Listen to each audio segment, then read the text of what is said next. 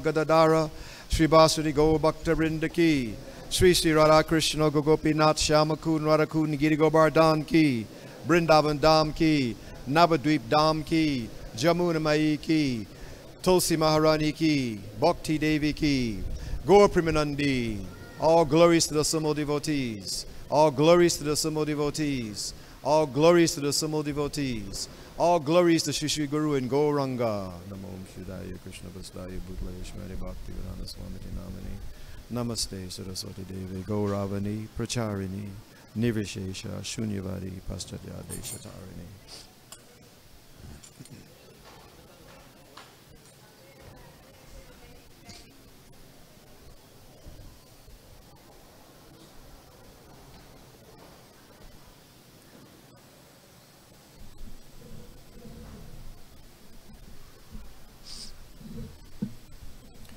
Om Namo Bhagavate Vasudevaya.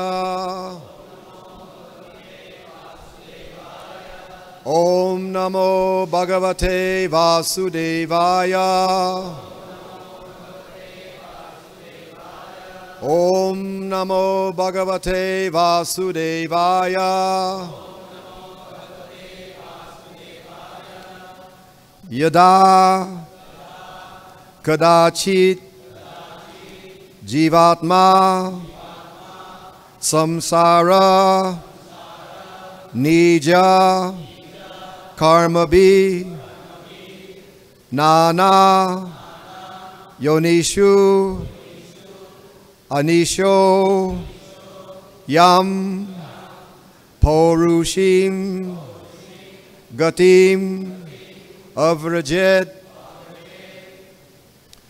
Yada kadachit jivatma samsara nija karma bhi nana yonishanisho yam porushim gatim avarit Yada kadachit jivatma samsaran nija karma bhi nana yonishu anisho yam porushim gatim avrajit yada kadichit jivatma samsaran nija karma bhi nana yonishu anisho yam porushim gatim avrajit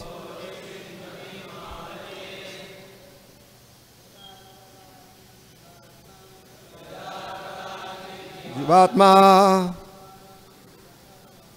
samsara nija karma bhi nana yonishu anisho yam porushi makati mavarajit yada kadachit jivatma samsaran nija karma bhi nana yonishu anisho yam gatim avrajit yada kadachit jivatma samsara nija karma bhi nana yonishu anisho yam porushim gatim avrajit yada kadachit jivatma samsara nija karma bhi nana yonishu anisho yam avrajit yada kadachit jivatma samsara nija karma bhi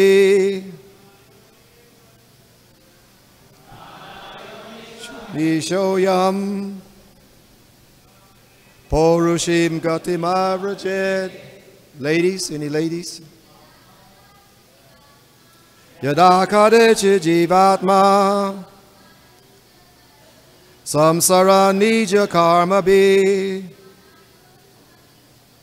Nanaya Nishya Nishoyam Porushim Gatim Avrajit. Yada, when, kadachit, sometimes, jiva atma, the living entity, samsaran, rotating in the cycle of birth and death, nija karma bi, because of his own fruitive activities. Nana yonishu, in different species of life. Anishaha, not independent, completely under the control of material nature. Ayam, this living entity. Porushim gatim, the situation of human being, of being human, excuse me. Of Rajat, wants to obtain. Translation. While rotating in the cycle of birth and death, again and again, in different species, because of his own fruitive activities, the dependent living entity, by good fortune, may happen to become a human being. This human birth is very rarely obtained. Everyone repeat, please.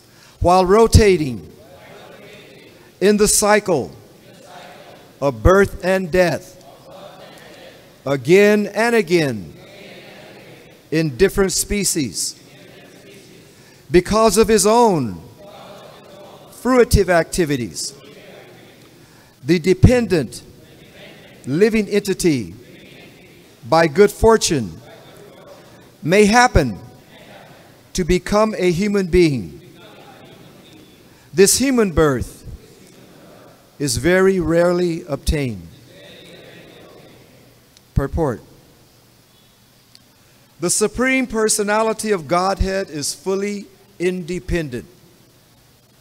Thus, it is not always a fact that a living being's loss of all opulence is a sign of the Supreme Lord's mercy upon him. The Lord can act in any way he likes. He may take away one's opulence, or he may not. There are varieties of forms of life, and the Lord treats them according to the circumstances as he chooses. Generally, it is to be understood that the human form of life is one of great responsibility. Purusha prakriti stito hi bhunkte prakriti jan gunan karanan guna sangosya sarashat yoni janmasu. Quote, the living entity in material nature follows the ways of life, enjoying the three modes of nature. This is due to his association with the material nature. Thus he meets with good and evil among various species. Unquote. Bhagavad Gita, chapter 13, verse 22. After thus rotating through many forms of life in the cycle of birth and death, the living being gets a chance for a human form. Therefore, every human being, especially one belonging to a civilized nation or culture, must be extremely responsible in his activities. He should not risk degradation in the next life, because the body will change. Tata dehantara praptir. We should be extremely careful to see to the proper use of life is the purpose of Krishna consciousness. The foolish living entity declares freedom from all control, but factually, he is not free. He is fully under the control of material nature. He must therefore be most careful and responsible in the activities of his life. Om Jnana Timirandasya Jnananjana Salakaya Chaksun Militam Yena Tasmai Shri Gurave Namaha.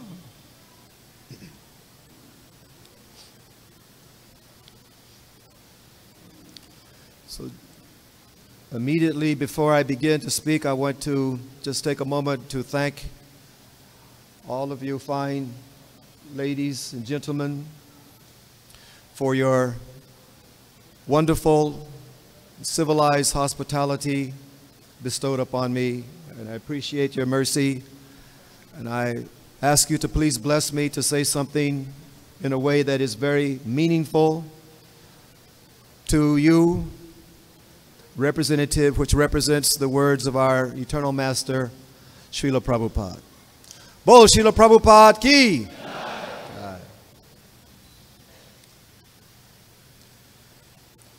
So we look in the very beginning here. The first thing Prabhupada tells us is that the Supreme Personality of Godhead is fully independent. He is not obliged to the normal, what we would think of are normal ethical principles of moral behavior. Yesterday we learned in class how the Lord will take away the opulence of the devotee. And sometimes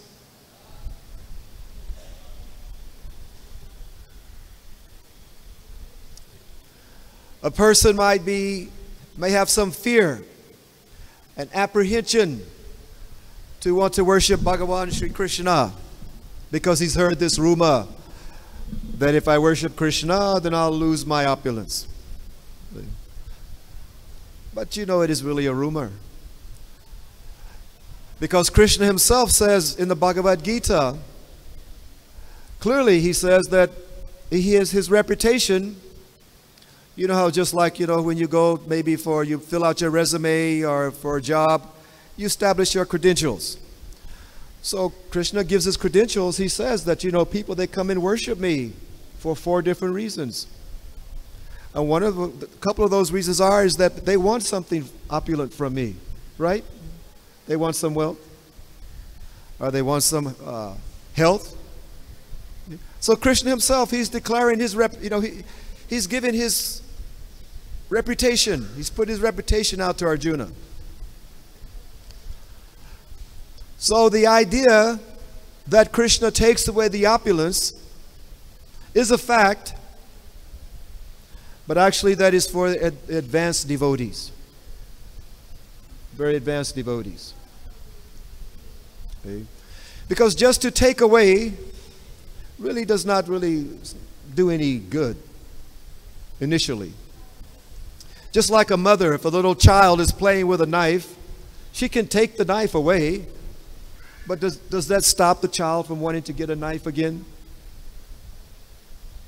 Well, as soon as the child gets a chance, he'll go and get a knife and start playing again with the knife. Or if he's playing with fire and the mother takes the fire away, then what is the value?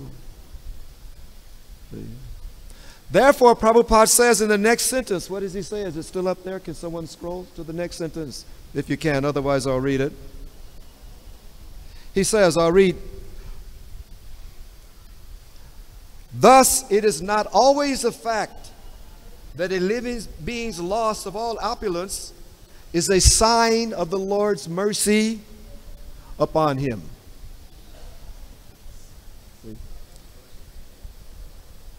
Oh, that's okay. So it is not always a fact that because if we lose something, some opulence, that is Krishna is doing that. And remember, when we think of opulence, sometimes, a lot of times, when you think of opulence, we might be thinking of material wealth. But wealth is only one opulence, correct? There are many opulences that the living entity possesses. Beauty, knowledge, fame, renunciation,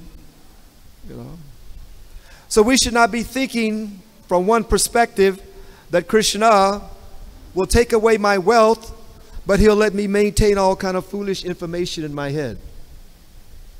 You see? I may have a lot of knowledge which I may study. Sciences of the universe, may study the stars, the earth, engineering, mechanics. And if I'm only worried about Krishna taking away my money, but he lets me still think and get entangled with my mind and the ideas of my mind, then what is the value of him simply taking my money? So we should look at the purports and study them very, very deeply. Just like chanting the holy name of the Lord. We should listen to the holy name very, very deeply. In psychology, there's something which is called deep listening. Deep listening. Deep listening, that means that you're speaking to somebody and they're talking to you, and you listen to the point behind of the words that are on the surface. There may be some emotional inflection to the words. There may be some stress or other ideas conveyed from the word that if you don't listen very carefully, you'll miss it. So similarly, when we chant Hare Krishna, Krishna Krishna, Hare Hare, Hare Rama, Rama Rama, Hare Hare. We can just go on and hear Hare Krishna. But when we start to listen very deeply, we begin to see something else taking place. That in that name itself, there's all full manifestation of Bhagavan himself. I remember when I was a young man, 19 years old. That's when I first met Prabhupada. And just like many of you now, I'm speaking English. Many of you may not understand my accent, my tongue. So I used to come and hear Prabhupada speak. And at that time, he had a very, very thick Indian accent. So he would speak to us in English, but at least for myself, I could only understand maybe about 10% of what he was saying. Not because of the information, but just because of the accent. So one day I was going to the temple and I was saying that, I really can't understand what he's saying. It doesn't really make sense to me. And on that day, Prabhupada, he gave his class to us. And he was talking about his spiritual master. And he said that, he gave the story about his spiritual master, and he said that, just in a condensed form here, he said that his spiritual master had said that this boy, Abe, he hears very nicely. So in his class, it was like Prabhupada was talking directly to me, and he said, even if you don't understand the spiritual master, if you just go on hearing, and listening very carefully, the sound vibration will go into the ear. It will go to the heart, and one day you'll understand. At that point, I just simply sit in class from that point on, and I just simply listen. And I tried to open my ears as wide as I could. That means I would try not to think about other things, you know, and what time it is and what time is lunch and all that kind of thing. Just to listen as much as I could to his words, even though a lot of them I couldn't interpret clearly. I would just let the sound come in. Also, many years later, I was sitting right here in Bombay with my God brothers, American devotees, and Prabhupada, he would be speaking in Hindi, like at Cross Maidan, and we could not understand Hindi.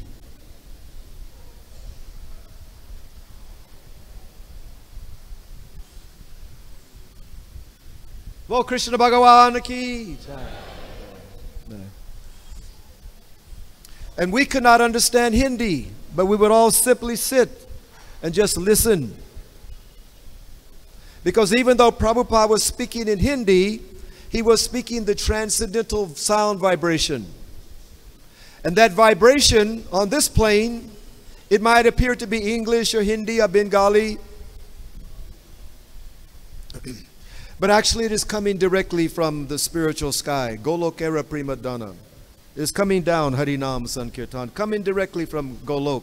So those words of the spiritual master Prabhupada are the pure vibrations coming from the divine realm of Lord Krishna. So in this way, by just hearing as carefully as we can to what Prabhupada says and looking very carefully, it'll open up a multiple realm of understanding. See? So then we can understand, we can look one day and we can hear the idea that Krishna takes away all opulence. But then at the same time we can remember later on, even this chapter, Bali Maharaja, what to speak of Bali? So what about Sudama Vipra? Krishna gave so much opulence, right? He didn't take away. He gave opulence. See? So we understand, one way we can understand rather, is that idea of Krishna taking away opulence is to help those who he really cares about. He really cares for you. And in addition, we can think also, why should we worry so much about Krishna taking the opulence away from us? Why not worry about Krishna taking you away from the opulence? Does that make sense? Does that make sense? Unless Krishna takes you away from the opulence, it won't do any good in the long run for Krishna just to take it away from you. Because the desire is still there, right? I can come and take something from you, but if you still think that you're the possessor of it, you'll go tomorrow and get it again. Am I right? Does that make sense? But if I can take you away from something,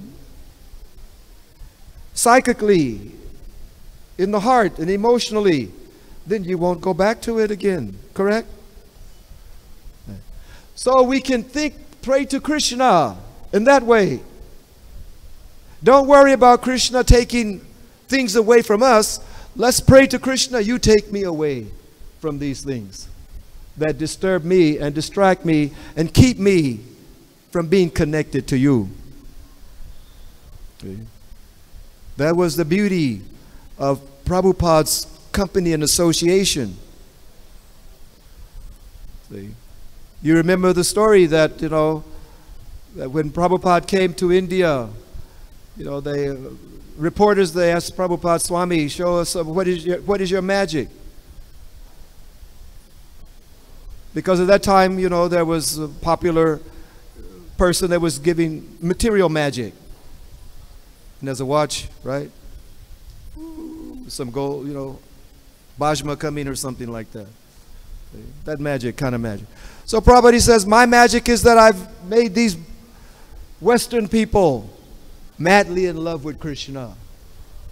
He was able to take us away from our attachments to the body and to want to be attached to Krishna. So that was a greater magical display than to just have some, one come and tell us, to take something away from us. He took us away. Okay. But the idea here also is that Krishna can do that if he wants to, or if he doesn't want to, he doesn't have to. The idea also is connected to us entering into a deeper relationship with the Lord. Realizing fully in our mind that we have this deep relationship with the Supreme Personality of Godhead. All of us in here and throughout the whole cosmic universe, in the trees and in the sky, actually all the living entities are the personalities of Godhead. And we're connected to the Supreme Personality of Godhead. So therefore, we're described as the part and parcel of the Lord. See? We're the Lord's part. See? So the Lord is a fully functional, perfect person. And we should really study and understand, what is a person?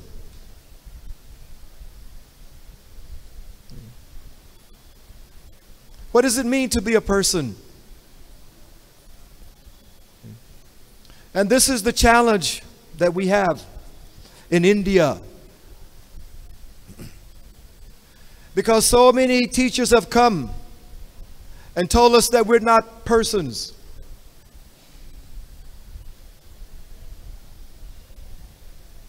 That we're simply maybe Brahman, which is a fact, but Brahman is a person. You and I, we're sitting here as Brahman. But the Brahman, the light, it means that we're a person. That light is a person. But many teachers have come and they've told us that the Brahman is not a person.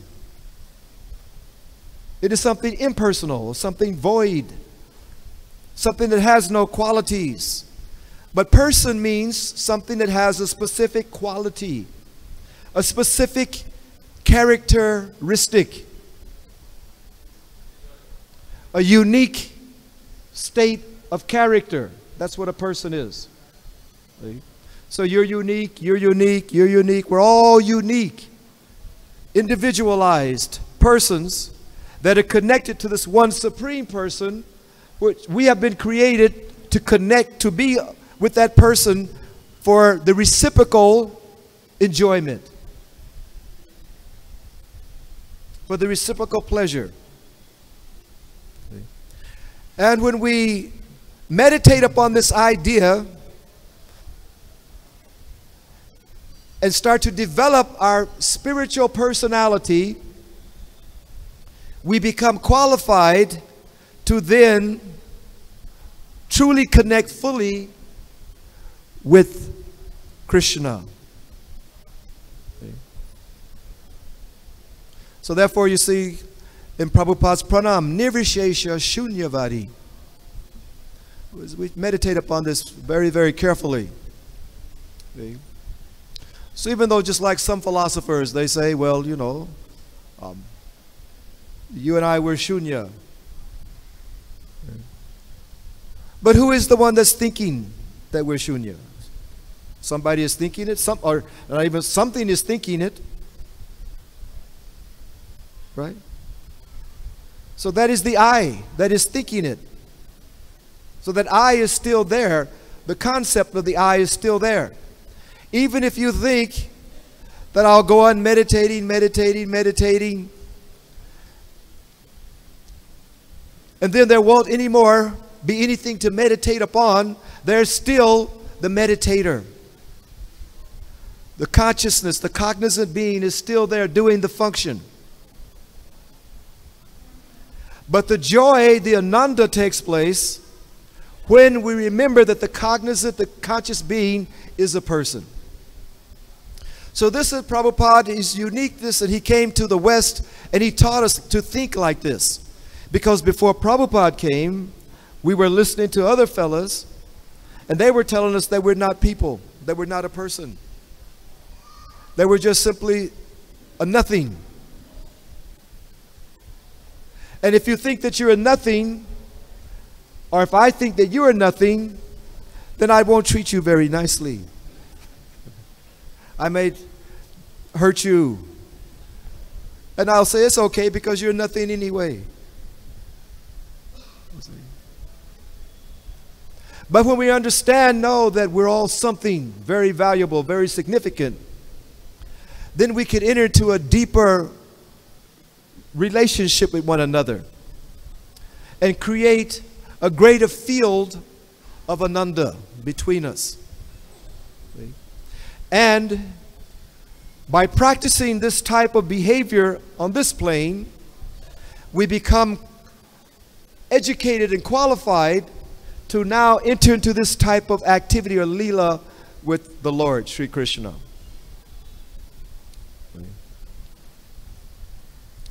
Yet, we miss this opportunity sometimes because for billions and billions and billions of years we're simply going around, Prabhupada says here, from one life to another life, back and forth, up and down, and around the wheel called samsara. And in this wheel of samsara, there are certain laws that are carried out by Durga, or the material nature. So in that way, there's some equilibrium to our activities. That what we do, there's some reaction to take place. But we cannot apply that to God. We should not think that God is obliged to respond to me in such a way.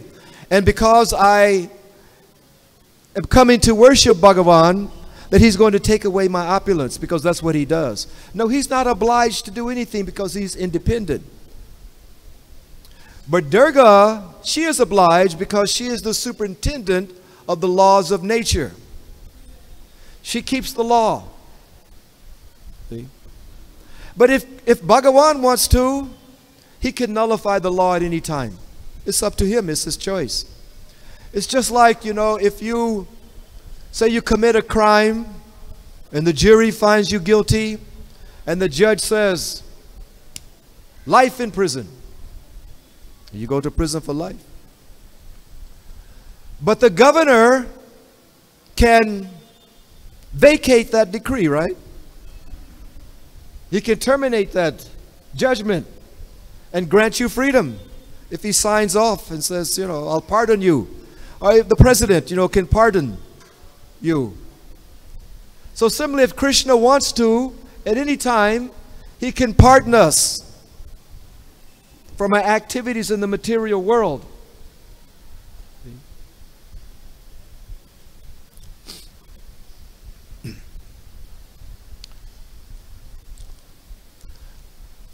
So in order to get Krishna's pardon, now you see Prabhupada, he says that it is the responsibility of the human, once you get the human life, then we have to take on a sense of responsibility. That yes, before when I was not a human, I did things and I was obliged according to the laws of Durga, according to the laws of nature, to get this reaction, to get that reaction. But now if I become human being, then I have a responsibility to say, how can I get free from this obligation? And specifically, if I'm born as a human being and I have the fortune to be in a civilized society, family, nation, education, I have a great responsibility So therefore, that's why it is said that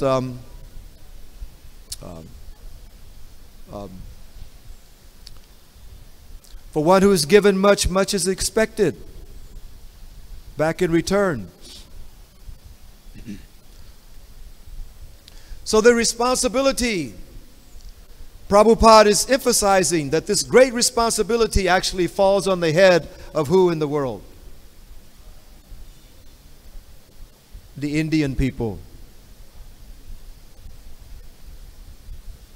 It falls on the head, the shoulders, the burden of this responsibility of human development falls on the shoulder of people who are from India. It is not expected to fall on the shoulders of, people in the Samoa Islands, but the shoulders of the Indian people, because so many sages, all the rishis, they keep coming here. And not only that, but Bhagavan himself comes as the perfect human being, Krishna, and gives us this Dharma. So many avatars have come, incarnations, from the fish all the way to Lord Kalki. They come in the land of Bharat, and they teach the people in Bharat, because to take birth in Bharat is only due because of some pious activities in previous life. You look here, you see in Bharat, there's so many religions, so many dharmas. But people are not fighting, because even just like here, we got Hare Krishna land, and right next door there's Shiva Mandir. It is there. There's Ganesh Mandir, Durga Mandir, and different religions, Jain religion, Buddhist religion, Christian religion, Jewish religion, and we're not quarreling. But you go to another place, a holy land, and you try to make a temple which is not of that religion.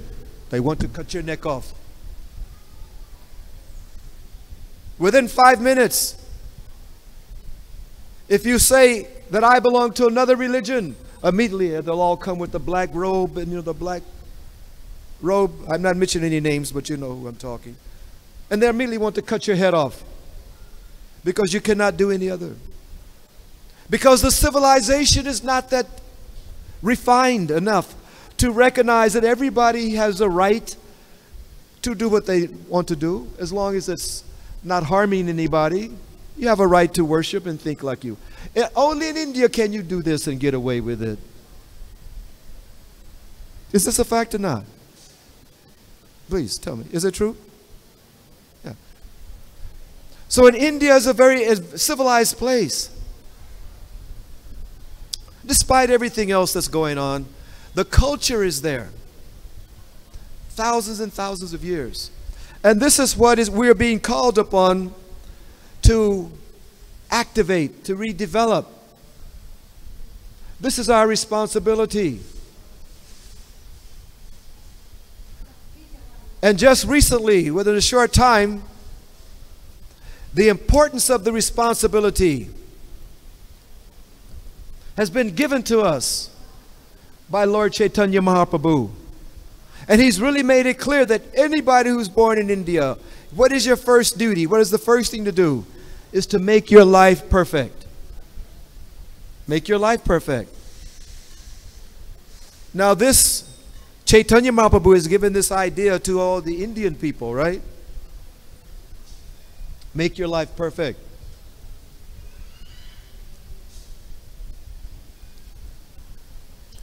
But in other countries, Mr. Lenin or Mr. George Washington or Mr. Churchill, they have not told the people the first thing to do is make your life perfect.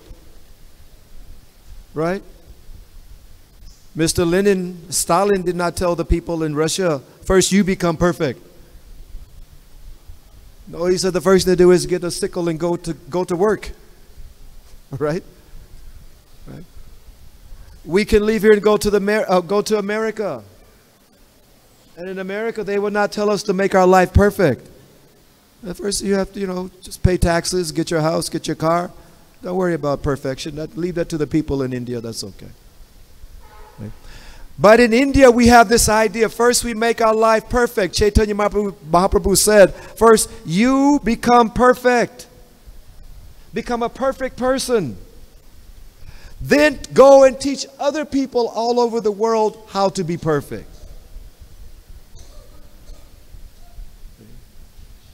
Now, don't think that during the time of Chaitanya Mahaprabhu that the world was not being developed.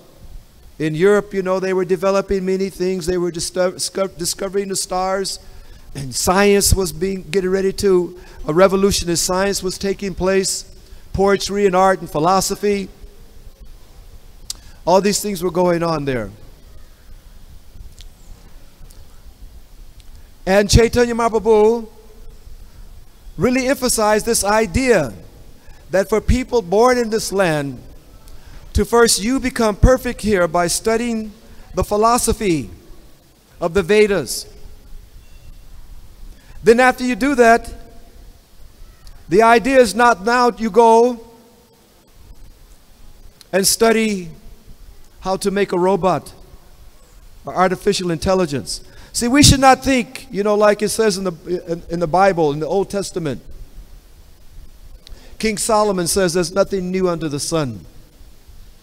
Whatever we're doing has already been done, and it will be done already, you see.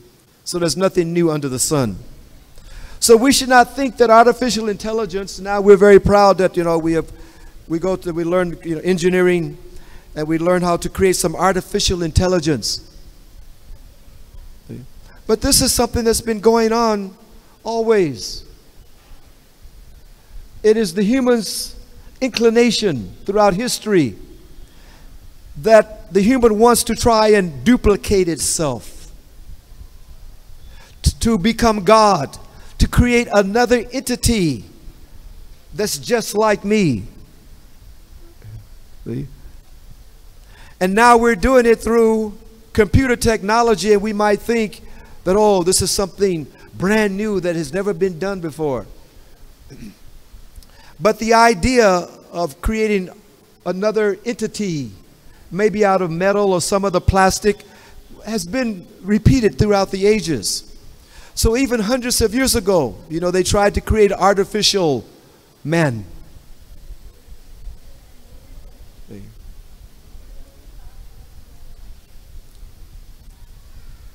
But during that time, 500 years ago, Lord Chaitanya, he said that you become perfect, and then you teach other people what is this perfection. You see?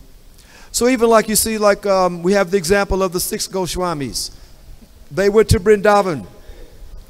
And these gentlemen were very advanced, very intelligent persons. They were masters of alchemy, the arts of alchemy, mixing together elements to then produce another element.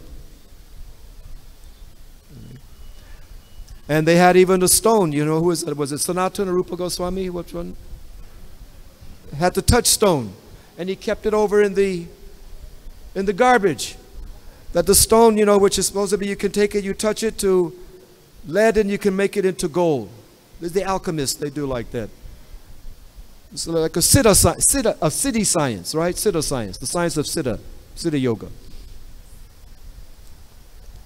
And one person came to the Goswami, and he wanted to know, he wanted to get his blessing. And he heard that he had this magical, and he asked him for it. He said, yes, it's in the garbage, just go get it over there, take it home with you, I don't care. And he thought, how you can give it away so easily like that? Why you keep it in the garbage? You must have something even greater of value. And then he asked him, he said, what is that thing you have is more valuable than this? That I want. He said, you sure you want this? Yes, I want this. Okay, then take. Hare Krishna, Krishna Krishna, Hare Hare, Hare Rama, Rama Rama, Hare Hare. That is the most valuable thing that transforms the lead. You know, the lead is the heaviest metal. And with lead nothing can pass through it. But with gold, you can transmit something from one place to another place. See? So this Hare Krishna mantra is the touchstone that will transform the hard, heavy heart into brilliant gold, by which the signal which is coming from Vaikuntha can then be relayed throughout the whole universe. So this is Mahaprabhu. He's telling us, you make yourself into gold through Hare Krishna, Hare Krishna. Then with that, you will have the element, the ingredient, which can relay the message of perfection to other people. Well, this is the Indians' responsibility. This is the mission, our mission of India right now. And Prabhupada was not lying, 40 years ago when he said this, right here in Bombay. I was right there with Prabhupada. He said to the people, he said, that look at me. I've gone to America not to beg. Prabhupada didn't go to America to open up a Dunkin' Donut franchise. Do you have Dunkin' Donuts here? A McDonald's? Yeah, McDonald's franchise.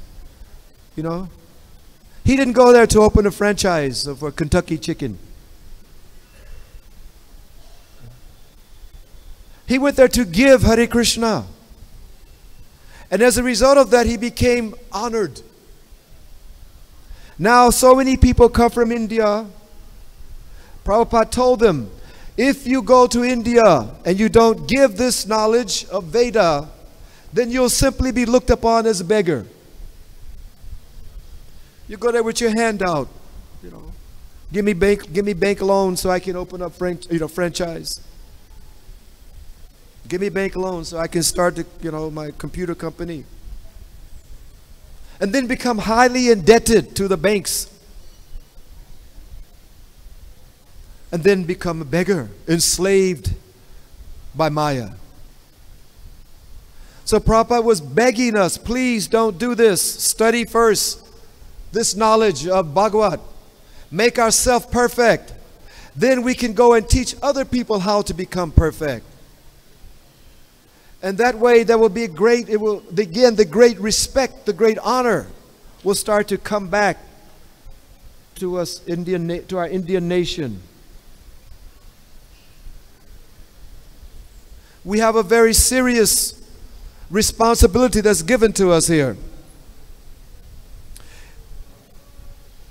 I'm going to read again. He says, Prabhupada, therefore every human being, especially one belonging to a civilized nation or culture, must be extremely responsible in his activities. And he should not risk degradation in the next life. So it's a risk, if we're sitting here thinking all the time, if we neglect to make ourselves perfect, and we're sitting every day thinking about something else, then you can become like me and take your birth in Texas.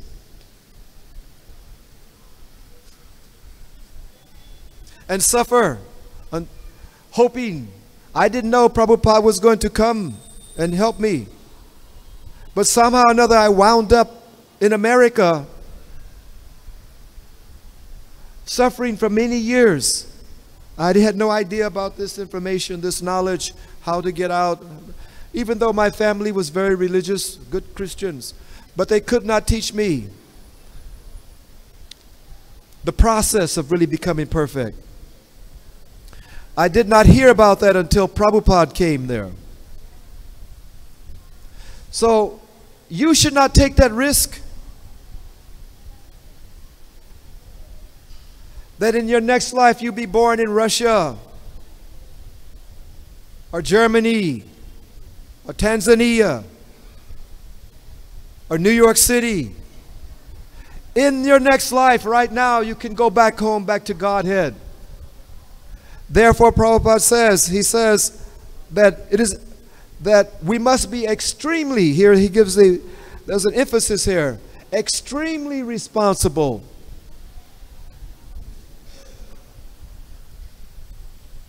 In all of our activities. Okay? Otherwise we take a chance, a gamble, that we can become degraded. Because it's a fact. It's not a deniable fact. We should not think because we're a little boy that we don't have to die. Nor should we think because we're an old man that we're going to be around for a long time. There's a moment all of us have, just like the bell tolls. It tolls, like Shakespeare says, for whom the bell tolls, it tolls for thee. At any moment the bell will come. It will ring for you, for me, to say, now, leave the body. Go away now. Leave it all behind. That's a fact. Each and every one of us, might be tomorrow, or next month, or next year, but that bell will ring, and that bell will be for you, that now is your time to go away. That is the sign. So we cannot risk that. So we have to try as much as we can to become perfect, and to help each other become perfect, to become better people. To look in the Bhagavad Gita, Krishna tells us how to become a perfect person. He outlines the qualities that we should cultivate to become a wonderful person, to become like him in some way or another. So then we have to utilize our time now to practice how to become more compassionate, how to become more loving, how to become cleaner, to have more knowledge, to become more humble, to have more courage. All these qualities are described throughout the Bhagavad Gita, different chapters. So we have to practice them, and we have to help one another also to develop these type of activities, to do the activities which cultivate the qualities of the divine, that where our life become perfect. And then we can help other people also to stop their suffering and to also become perfect. Finally, Prabhupada, he ends up here, he says, to see to the proper use of life is the purpose of Krishna consciousness. This is our function here, to help others to see how they can become a better human being, to become more perfect, to do activities which benefit themselves and others in a much more wonderful way. Yet, because of foolishness, we think we're free from all the control. But factually, we're not free. We're fully under the control of the material nature. So it's just like, sometimes in prison you have gangs, and the gangs, they have in the yard. So one gang is in this corner, one gang is in that corner, a gang over here, and they have the tattoo to say, I'm this gang, and I'm Haryana gang, and I'm Punjabi gang, and New Delhi gang, South Side, Chicago, like that. And they're walking in the prison thinking, oh, I'm free. I have this little territory for our gang. This is where nobody else could come here. We're totally free, independent here. This is a foolish kind of thinking. So similarly, we're thinking, yes, I have my flat in Chicago.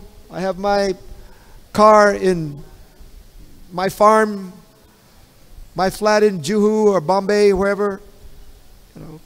But actually, we're not free, because any moment something can happen to us. And nature will show us that you don't have any. I'm sorry, sir, you're not free.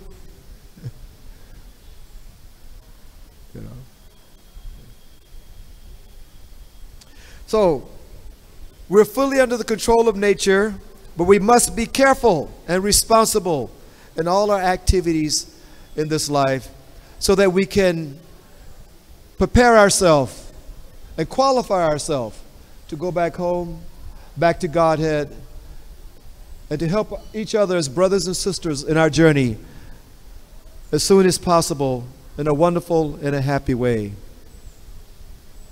And I thank you very much for listening very carefully.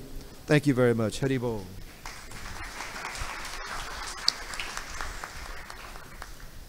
And if in a few minutes anybody wants to ask any question, or if you have anything you would like to also say, then that would be appreciated too as well.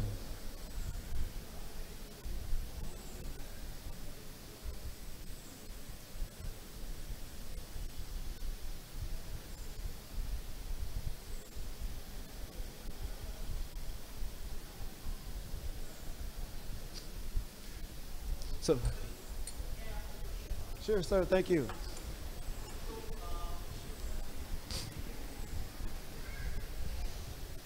So it is often said that God is inside us. Inside of us. Yeah. So can you elaborate on that, how we can kind of explore the God inside us? So the question is, how do we see the God inside, or? Yeah. Or is that it? Yeah. Yes, definitely God is inside. Actually, God is inside, outside, within everything, and in us. Yes. So we should, not should, but a good practice is to remember this idea that God is inside of each living being. And it's very, very helpful, because then we won't take anybody for granted. We won't minimize anybody. We won't abuse anybody or offend anybody, whether it's our children, our wife, our husband, our president, our prime minister, our cat, our dog. When we think that God, yes, the supreme Paramatma is within you. When we see like this, it helps us to grow our consciousness and to appreciate not only God's presence, but also to really we actually become amazed at how wonderful, how great Bhagavan truly is. So it's very good to always practice that the Supreme Lord is within each and every one of us. Does that? Yeah. Thank you so much. You're welcome. Yeah. Any other ideas?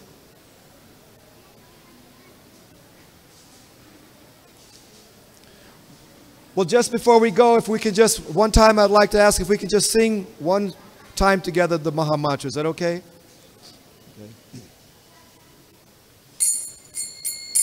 Hare Krishna, Krishna Krishna, Hare Hare, Hare Rama, Rama Rama, Hare Hare.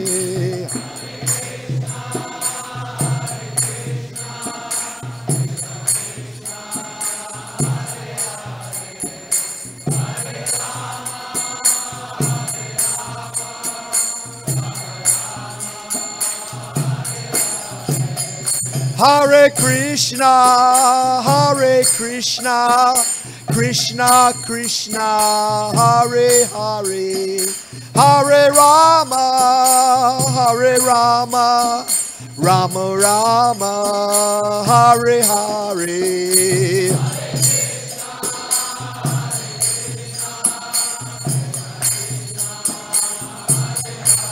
Haribol! Krishna!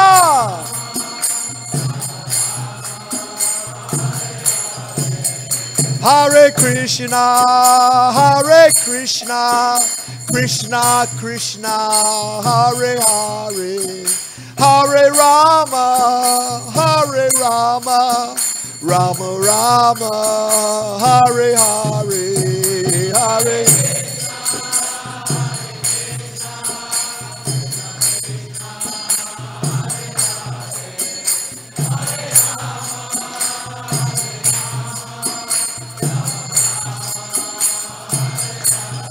Gora Haribol. Haribol, Haribol, Gora Haribol, Hari.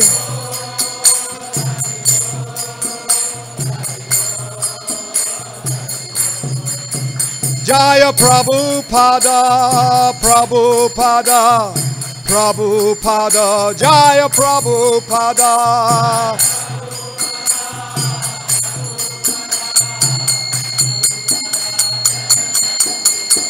Jaya Prabhupada, Prabhupada, Prabhupada, Jaya Prabhupada.